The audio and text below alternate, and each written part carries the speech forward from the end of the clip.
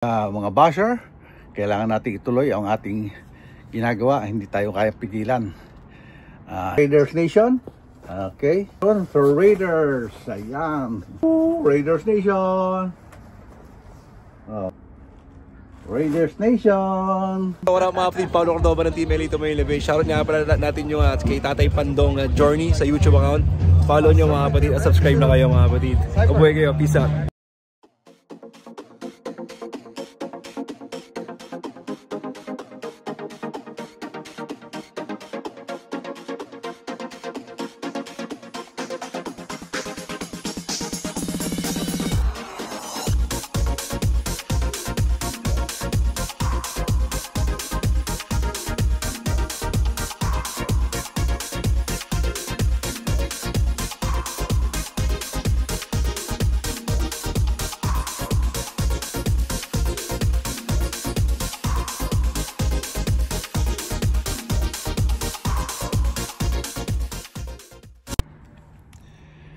What's up mga kapatid? Good morning. Okay, ngayon panibagong araw, panibagong vlog po tayo ngayon. At kahit na mayroong nagagalit, kahit mayroong mga basher, kailangan natin ituloy ang ating ginagawa, hindi tayo kaya pigilan.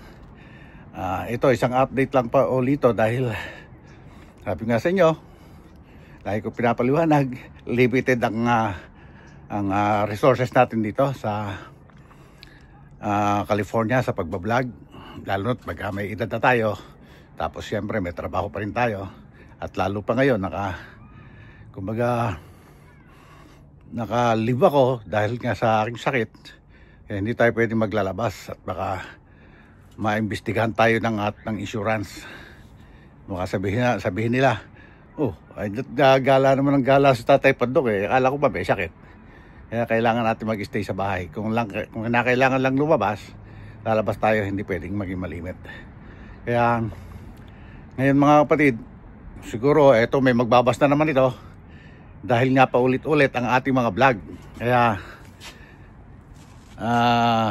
bahala na kayo mga kapatid, at saka mga basher dyan, kung gusto nyo ko ibas ng ibas, okay lang yan. Basta ang mahalaga, tuloy-tuloy lang tayo mga kapatid. At mga kapatid, kaya tulad nga ng nasabi ko, paulit-ulit lang itong ating binablog. Kaya ito ang ibablog ulit natin ngayong araw na to mga kapatid. At yan nga, may tumating na naman tayo mga package. Siyempre, galing sa mga vintage collector na ating mga kaibigan at saka sa eBay. Kaya kailangan natin itong gawin para makatulong tayo sa aking anak na may sakit din sa Pilipinas. Dahil hindi na siya pwedeng magtrabaho ng mabigat, kaya pinagtitinda ko na lang siya. Sana kung mabisita niyo yung shop niya para makatulong naman kayo sa kanila, bisitahin nila mga kapatid. Nasa Dasmariñas lang naman yung kanyang location, or i-message nyo si Per J Ceylon sa kanyang Facebook page para makuha nyo yung detalye, at kung gusto nyo pumasyal, malaman nyo rin yung exact address mga kapatid.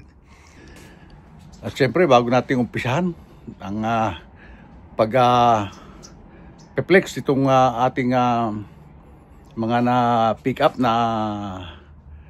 mga vintage na collection, magpapasalamat muna tayo sa Panginoon sa panibagong araw at panibagong biyayang pinagkakaloob niyo sa atin. At syempre shout out din sa wala niyong sawang pagsuporta, yung mga basher natin dyan. Shout out sa inyo lahat. At eto po, umpisahan natin mga kapatid. Okay mga kapatid, umpisahan na natin. Kukunti lang naman to mga kapatid, kaya siguro mabilis lang tong ating vlog ngayong araw na to. Saka ayoko rin masyadong pahabain dahil nga naiinip kayo, kaya umpisahan natin. Etong una, new era siya, made in USA. Yan ba yung kanyang tag? Ayan, made in USA. Ayan, Anaheim Angels. Yan, close cup siya. Ayan, medyo marumi, kaya kailangan pa rin natin laban to mga kapatid. Siguro bukas ibablog naman natin paglalaban nito. Ayan siya.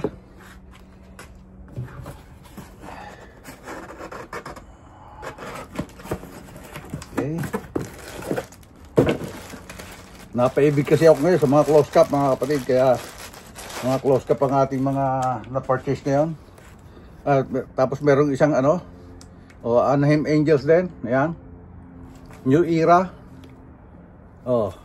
New Era din siya, snapback.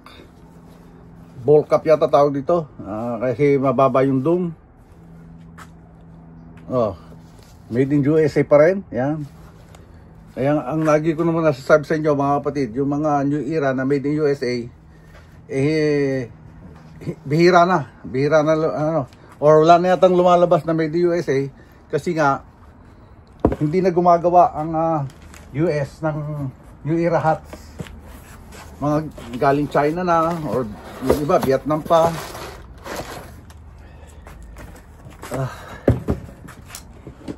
Pa isa. Ito pa isa mga kapatid.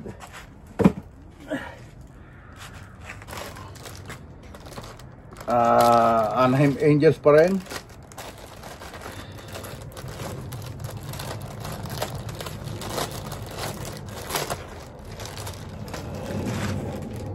Ayan. Ito medyo anto. Crispy pa. Ito ay made in China lang to. 7 3/8, kaya ano siya, high doom na siya, high doom. Malaki siya sa akin. Buti pa yata to isa. 7 3/8 na ano pa rin. Dapat 7 1/8. Ito sakto lang to halos Okay. Okay, isa pa. Ano pa to isa? Ito, ganun pa rin. Anaheim Angels pa rin, na red. Close cup.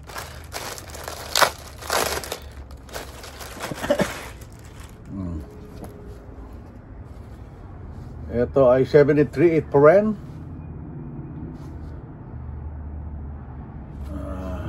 Made in USA pa rin to. 7 3/8 made in USA. Dali ha. Naibit yung tag nya. Okay, ayan. Kita nyo ba mga kapatid? Ayun sa taas ang tag na made in USA. Iba ang size talaga ng ano. Ito 7 3/8 dito, pero medyo fit ng konti sa akin pagka made in USA. Pero pagka made in China, maluwag. Okay. And then hambay isa. Itong isang medyo malakas na nakuha natin mga kapatid. Kita nyo ba to? Raiders Nation. Okay. Ito ay Sports Specialties. Sports Specialties made in Bangladesh. Diba? Medyo malitang size para sa mga maliliitang ulo at saka yung hindi lumalaki ang ulo. Ayan, di ba? Ito, pit na pit sa mga kabataan sa Pilipinas, yung mga ganito. Mga mahilig sa Raiders. Siyempre, ano ba itong isang to?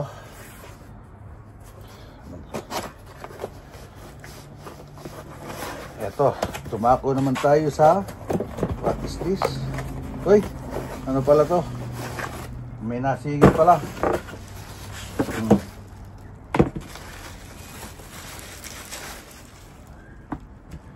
Kasi yung isang Nike na slide ko pasira na. Nakagat nga lang kasi ng aso, kaya kumuha tayo nito. Pag PSG. Okay, huwag natin patagalin yung isang yan. Ito tayo sa okay, bunutin na natin. Ito na. Tommy Hilfiger collaboration, medium size, made in China. Collaboration for Raiders. Ayan, hoodie. Tingnan na natin kung kasya sa atin to. Medium pero I don't know. Parang maliit ang sukat ng Tommy Hilfiger. Uy, double C pala to. Maliit lang to sa akin. Siguro nung ayaw ni nanay, papadala natin. Maliit nga, maliit. Nung ayaw ni nanay, papadala natin.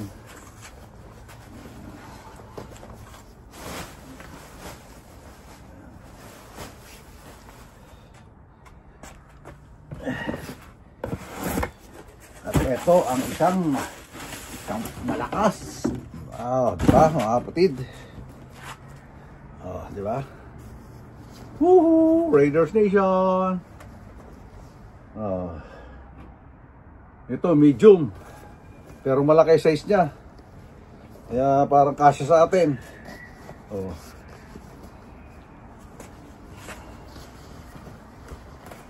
Diba? Apya. Makasusun pa tayo. Diba? Pwede na yan. Diba?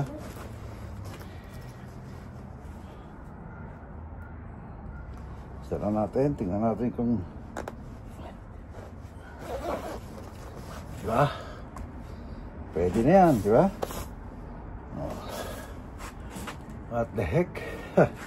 At pero pa tayo isa. Hindi ko pa na ano pala. Meron pa pala akong ano. Hindi ko na-flex pa yun.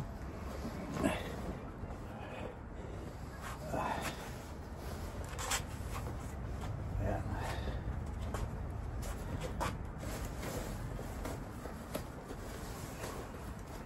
Sandali lang mga kapatid. Kukuhaan natin. Okay. Ito pa mga kapatid. Buti ko pa malimutan. Di ba?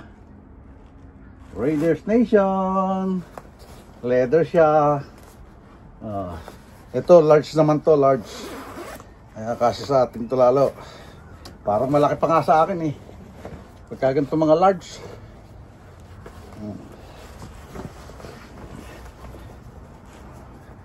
Iba naman ang collar dito, di ba? Di ba mga kapatid?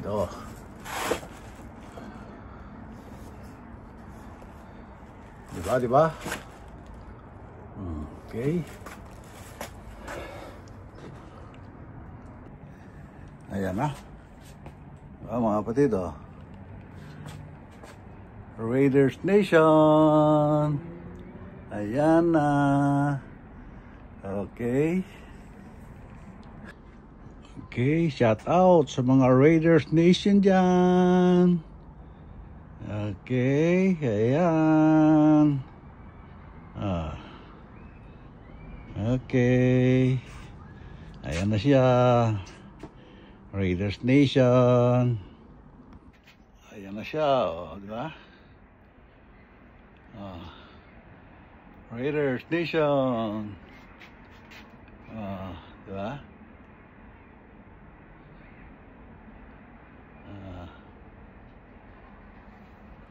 Paano mga kapatid?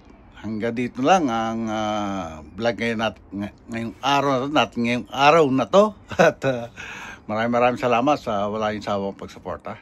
At sa mga basher natin dyan, maraming salamat dahil nakakadagdag kayo sa views ko. At hayaan nyo. At hindi ako nagagalit sa inyo mga kapatid. At nagpapasalamat pa nga ako sa inyo.